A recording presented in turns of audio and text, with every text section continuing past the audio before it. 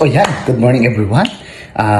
Today, let's talk about cooperative learning activities. So yan, ano nga ba ang cooperative learning activities? So ngayon ay pag-usapan natin kung ano nga ba ang ibig sabihin ng cooperative learning activities. When we say cooperative learning activities, from the word cooperation, ang mga mag-aaral ay kailangan maki-ooperate sa kanilang grupo para matagumpay na maisagawa ang isang aktibidad. Sabi dito, what is cooperative learning activities? Cooperative learning activities an approach where students work in small groups to accomplish shared learning goals. O ngayon naman ay darako tayo kung sino ang nagpatatag ng cooperative learning activities. Cooperative learning structure by Dr. Spencer Kagan. So, sino nga ba si Dr. Spencer Kagan? At ito ay aalamin natin. So, ngayon ay alamin nga natin kung sino si Dr. Spencer Kagan. Sabi dito, si Dr. Spencer Kagan daw ay isang tanyag na Amerikanong psikolohista, profesor at dalubhasa sa larangan ng edukasyon. So, si Dr. Spencer Kagan pala ay hindi lamang ordinaryong tao, kundi siya ay isang dalubhasang tao sa larangan ng edukasyon. Siya daw ang lumikha ng cooperative learning structure na ginagamit ngayon sa buong mundo, pati na rin sa mga paaralan sa Pilipinas katulad nga ng DepEd at etc. pa. So, si Dr. Spencer Kagan pala ay isang talagang tanyag na tao at talagang napakagaling na psikolohista at profesor at isang dalubhasa sa larangan ng edukasyon.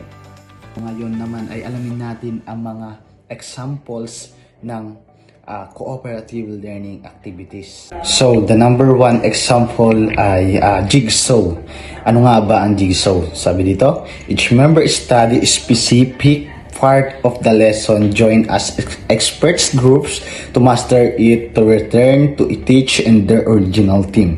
So, ayan, sabi dito, ang jigsaw method daw ay isa sa pinakasikat na struktura ni Dr. Spencer. Ito ay parang magbubulang kayo ng isang larawan mula sa magkakahiwalay na piraso. At ang bawat membro ay mahalaga dahil kung kulang ng isa ay hindi makukumpleto ang isang aralin. Yun po ang ibig sabihin ng jigsaw. So ayan, dadako naman tayo sa pangalawang example at alam kong pamilyar sa inyo to sapagkat ito ay ginagawa na natin sa loob ng paaralan. Think, fair, share. Think, fair, share. First, think quickly about the question. Next, discuss with a partner. Finally, share your combined answer with the class. Ibig sabihin lamang ay ang bawat isa ay magkakaroon ng partner at magkakaroon kayo ng pagbibigayan ng idea at mag-share kayo ng inyong kanya-kanyang opinion para magkaroon kayo ng bawat maayos na kaalaman ang bawat isa. So ayan, dadako naman tayo sa pangatlong examples ng cooperative learning activities.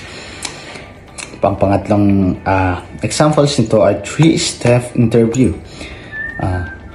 Interview a partner, switch roles, then tell your team what you learn from them.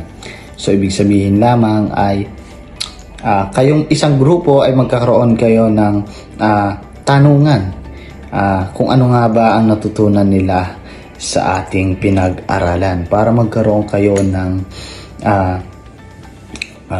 unity at magkaroon kayo ng palitan na kaalaman kung ano nga ba ang natutunan nyo sa ating aralin. Parang kapareho lang po siya ng Think, Fair, Share pero mas marami nga lang po ang miyembro nito. So ayan, dadako naman po tayo sa ikaapat nating halimbawa ng cooperative learning activities. Pang-apat natin ay round robin brainstorming. So pag sinabi nating round robin brainstorming ay ito lang isang simpleng pamamaraan ng pag-iisip at pagbibigay ng idea kung saan nagpapalitan ng sunod-sunod ang bawat membro ng grupo nang walang nauunahan at walang naiwan. So, brainstorming Robin, kumbaga palitan kayo at paikot kayong magbibigay ng mga inyong mga natutunan at mga idea.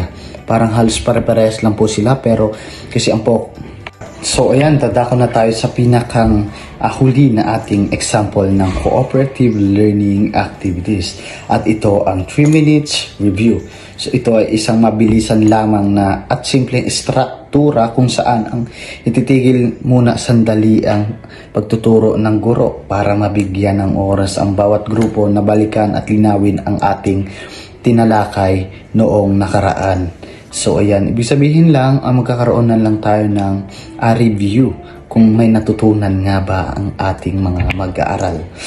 So ayan, dito na po nagtatapos ang ating discussion sa araw na ito. Nawa po ay marami kayong natutunan at mai-apply natin ito sa ating pang-araw-araw na buhay. Basta kasapagkat ang cooperative learning po ay nakapokus lamang at ito ay nakapatungkol sa pagtutulungan at pakikipagkapwa ng mga bawat kasapi sa membro. Yung aktibong pakikilahok ng bawat isa at mayroon silang pananagutan bilang isang membro ng isang grupo. So dito mahahasa ang kanilang talino. At hindi lamang talino, pati ang kanilang asal, sapagkat dito papasok ang unity bilang isang grupo na nagtutulungan na mayroon kayong goal para kayo ay magkaroon ng sapat na kaalaman bilang isang mga estudyante. Ayun, dito na po nagtatapos ang ating discussion. Maraming salamat po at nawa ay marami kayong natutunan. Maraming salamat po. Bye-bye!